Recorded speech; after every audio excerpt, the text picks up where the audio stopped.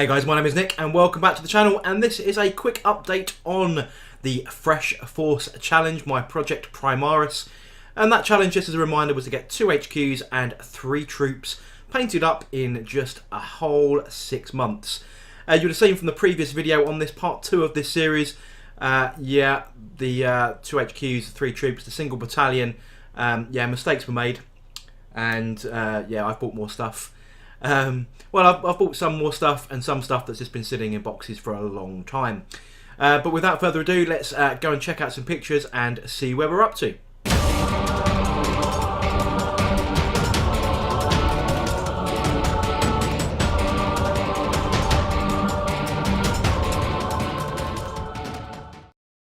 So let's talk through the progress so far. These are the 2 HQs, the librarian and the captain. And all they've done, they've been primed, they've been airbrushed with their base coat. If you want the original colours, just go and check out the previous videos in this series. And then they've been zenith highlighted with their first stage highlights.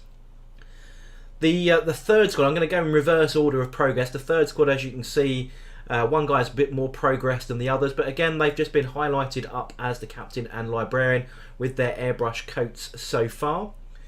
This squad is a little bit more progressed, so you can see I've started doing the basing on these.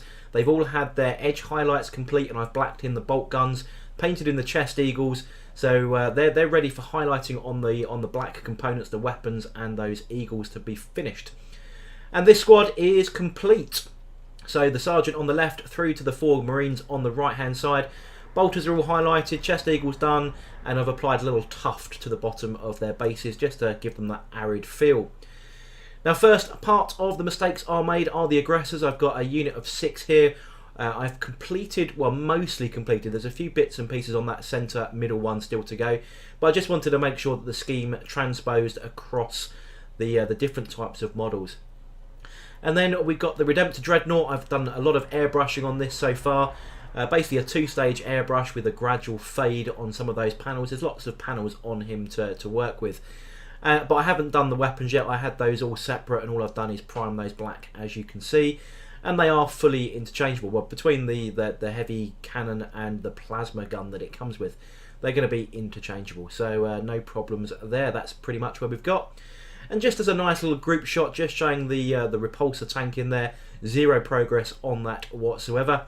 But just a nice little group shot just to show exactly where this force has got to. So there we go then, guys. Quite a bit of progress, to be honest, I think. I'm doing all right towards just the 2 HQs and 3 troops. I think it won't be long until those are complete. And then I can start working on some of the other bits and pieces. Finish up the repulsor, finishing up the Redemptor. Well, in fact, getting started on the repulsor, let's be honest. But yeah, it's going all right so far. I'm not completely bored of painting Space Marines.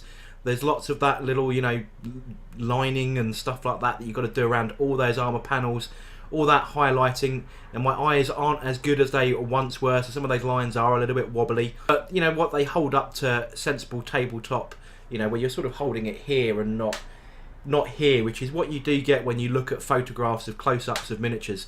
I'm not a White Dwarf painter, I'm not an heavy metal painter, I am the average Brit.